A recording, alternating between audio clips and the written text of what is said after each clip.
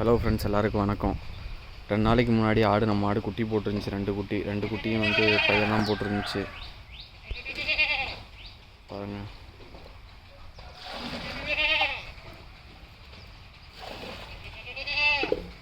அப்புறம் இன்னொரு ஆடு குட்டி போட போகுது. அதை அன்றைக்கி சொல்ல மறந்துட்டு தான். இதுதான் பாருங்கள். இதுவும் கண்டிப்பாக 2 குட்டி போடும்.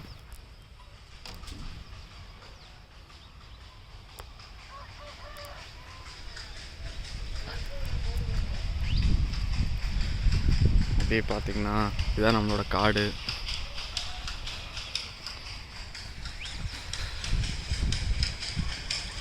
வாழைத்தார் பாருங்கள், எல்லாமே தேன் வாழை. ஒரு இது நம்ம எருமை மாடுங்க. அந்த மாதிரி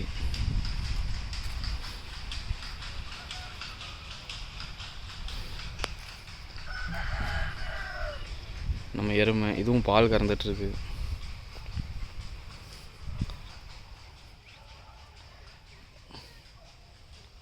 பாருங்கள், காடு ஃபுல்லாக தென்னை மரம் தான் வச்சுருக்கோம்.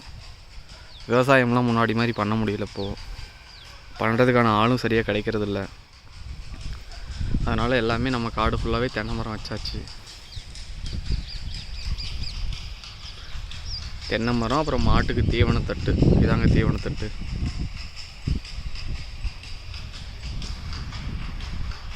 நமக்கு வீட்டுக்கு தேவையான காய்கறிகள்லாம் முடிஞ்ச அளவுக்கு நம்ம காட்டிலே எல்லாம் பண்ணிக்கிறோம். அதனால் கடையிலேருந்து அதிகமாக எதுவும் வாங்குறதில்ல.